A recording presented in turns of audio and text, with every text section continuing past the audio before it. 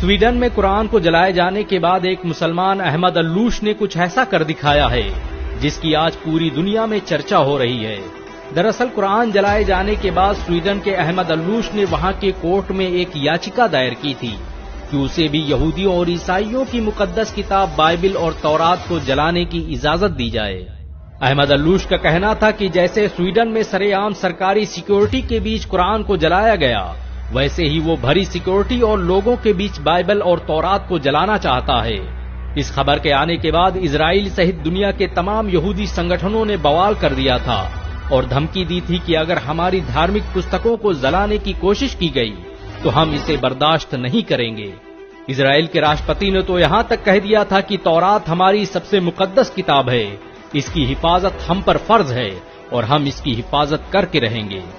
Sweden کی عدالت نے احمد الوش کی یاچکا کے بعد اسے بائبل اور تورات کو جلانے کی اجازت دے دی تھی، کیونکہ سویڈن میں دھارمک پستکوں کو جلانا ابھیویکتی کی آزادی مانا جاتا ہے، جس کے بعد دنیا بھر کی نظریں سویڈن کے اس مسلمان پر تھی۔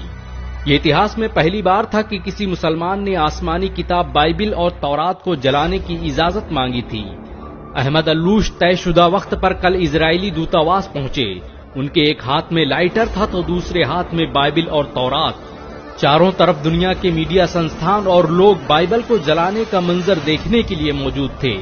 دنیا بھر کی نگاہیں احمد الوش کے ہاتھ میں موجود اس لائٹر پر ٹکی تھی، لیکن لوگ اس وقت حیران رہ گئے جب سویڈن کے اس 32 سالہ نوجوان نے لائٹر زمین پر پھینک دیا اور لوگوں کو مخاطب ہو کر کہنے لگا کہ میں بائبل اور تورات کو جلانے کی سوچ بھی نہیں سکتا، میں تو بس قرآن جلانے کے معاملے پر یورپ، امریکہ سمیت دنیا کے دوگلے پن کو بے نقاب کرنا چاہتا تھا۔ یہ میرے پردرشن کا طریقہ تھا۔ میں چاہتا تھا کہ لوگ آئیں اور میری بات سنیں اور ایک مسلمان کے درد کو محسوس کریں۔